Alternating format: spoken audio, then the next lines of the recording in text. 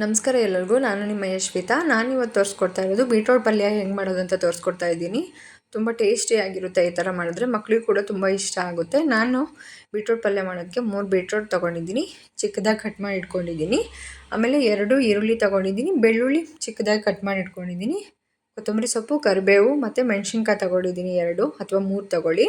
ಆಮೇಲೆ ಕಾಯಿ ತುರಿ ತೊಗೊಂಡಿದ್ದೀನಿ, ಸ್ವಲ್ಪ ತೊಗೊಂಡಿದ್ದೀನಿ. ಒಂದು ಸತಿ ಟ್ರೈ ಮಾಡಿ ನೋಡಿ. ಈ ಥರ ತುಂಬ ಟೇಸ್ಟಿಯಾಗಿರುತ್ತೆ ಮತ್ತು ಬೇಗ ಕೂಡ ಆಗುತ್ತೆ ಈ ಥರ ಪಲ್ಯ ಮಾಡಿದರೆ. ಕಡಾಯಿ ಇಟ್ಕೊಂಡು ಸ್ವಲ್ಪ ಆಯಿಲ್ ಹಾಕ್ಕೊಳ್ಳಿ. ಆಯಿಲ್ ಹಾಕ್ಕೊಂಡು ನೀವಾಗ ಕಟ್ ಮಾಡಿ ಇಟ್ಕೊಂಡಿದ್ನಲ್ವಾ ಬೀಟ್ರೋಟು, ಅದನ್ನು ಮಿಕ್ಸ್ ಮಾಡ್ಕೊಳ್ಳಿ.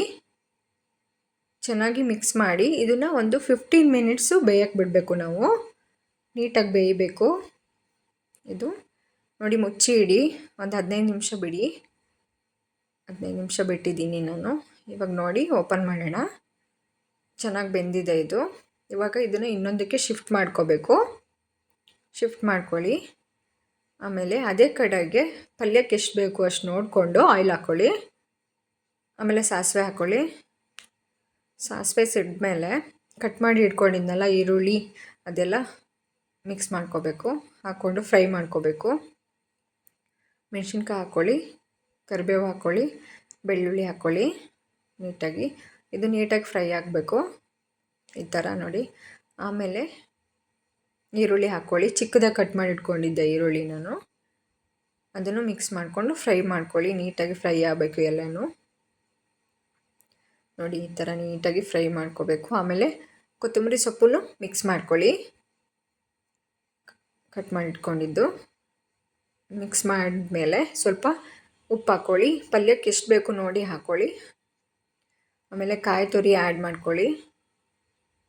ಆಮೇಲೆ ನೀಟಾಗಿ ಫ್ರೈ ಮಾಡಿ ಇಟ್ಕೊಂಡಿದ್ನಲ್ಲ ಬೀಟ್ರೋಟ್ದು, ಅದನ್ನು ಮಿಕ್ಸ್ ಮಾಡ್ಕೋಬೇಕು. ಈ ಥರ ಮಿಕ್ಸ್ ಮಾಡಿ ನೀಟಾಗಿ ಮಿಕ್ಸ್ ಮಾಡಿ. ಈ ಥರ ನೀಟಾಗಿ ಮಿಕ್ಸ್ ಮಾಡಬೇಕು. ಚೆನ್ನಾಗಿ ಮಿಕ್ಸ್ ಮಾಡಿ ಆಮೇಲೆ ಇದನ್ನು 15 ಮಿನಿಟ್ಸು ಬೇಯಕ್ಕೆ ಬಿಡಬೇಕು. 15 ನಿಮಿಷ ಬಿಟ್ಟಿದ್ದೀನಿ. ಇವಾಗ ಇದಾಗಿದೆ ನೋಡಿ, ಎಷ್ಟು ಚೆನ್ನಾಗಿ ಬಂದಿದೆ ಪಲ್ಯ. ಸರ್ವ್ ಮಾಡ್ಕೊಳ್ಳೋಣ.